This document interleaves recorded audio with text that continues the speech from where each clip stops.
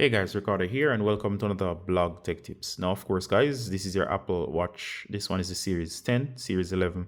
All of them will work in the same way. Ultras and the FEs. So it doesn't really matter which one you have as long as it's one of the newer ones. With the latest updates, I'm going to show you how to place your device in water lock mode. Now water lock mode is a special mode. For example, if I'm going to go swimming and I'm going to have my Apple Watch, you don't have to take off your Apple Watch. It is quite capable. For example, you're going swimming in the pool, or of course wherever you're going to go swimming, to actually use your Apple Watch. All right, so you can keep it on. However, you can actually use this mode that's called water lock mode for cases that you're going in water. All right, so to activate water lock mode, go ahead and press here. Then you're going to go to this water droplet right here, and that represents water lock mode. Go ahead and tap water lock. Now, once you tap on water lock, what's going to happen is that the device is going to go into water lock mode. There you go. So we are now in water lock mode. Now, just in case you're wondering, how do I know when I'm in water lock mode? You'll see a symbol of a water droplet that indicates that you're in water lock mode.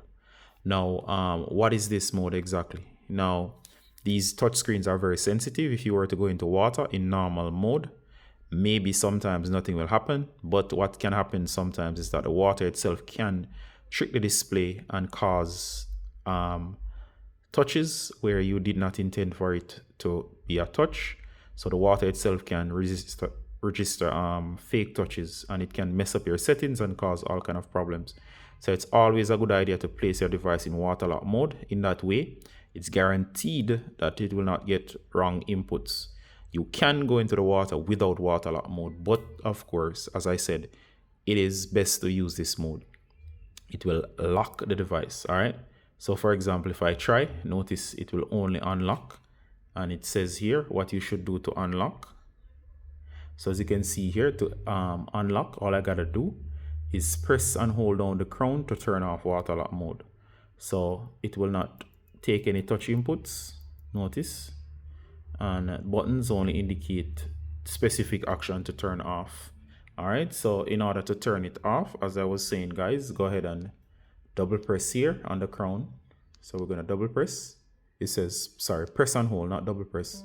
Press and hold, and then it's going to unlock and eject water. So as soon as you're finished, it will do its thing.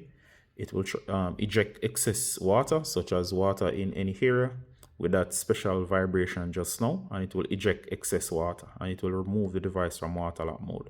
So it's always a good idea to use the water lock mode when going into water lock. You don't have to, but of course the watch can protect itself, so do try to use water lock mode. All right, so hope that was helpful, and see you in the next one. Bye.